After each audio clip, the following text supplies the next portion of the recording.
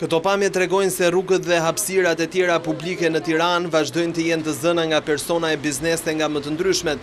Ata janë aty çdo ditë thuajse nga mëngjesi në mbrëmje të pashqetësuar nga askush, por duke u kthyer në problem për qytetarët e tjerë.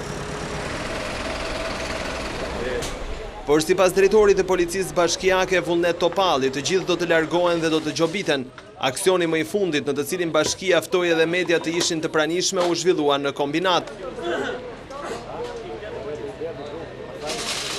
Topalli thot se në disa zona të kryeqytetit po punohet paralelisht për lirimin e hapësirave publike. Ndaj të gjithë subjekteve që zaptojnë hapësirat publike të palicencuara, ose në mënyrë të parregull apo në mënyrë të palishme, për të gjitha rastet merret masa administrative me gjobë dhe në rastet kur është i përsëritur, do të vazhdoj konfiskimi ashtu siç ka vazhduar edhe deri më sot. Këtu aksioni i policisë bashkiake, apo jo aksion, por puna e policisë, kjo është punë rutinë e policisë bashkiake, edhe puna e sotme është një punë rutinë, kështu që ne kemi vazhduar dhe do të vazhdojmë.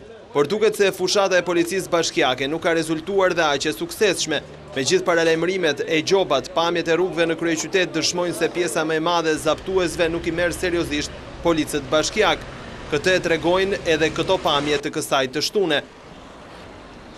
Në fakt, qytetarëve jo vetëm u janë zaptuar hapësirat e tyre, por edhe rrezikojnë të bien prej infeksioneve apo epidemive, pasi ushqimet dhe rrobat e përdorura, mishi e peshku, frutat dhe pajisjet të tjera shiten në temperatura që arrin deri në 36 gradë, mes pluhurit e pa asnjë garanci.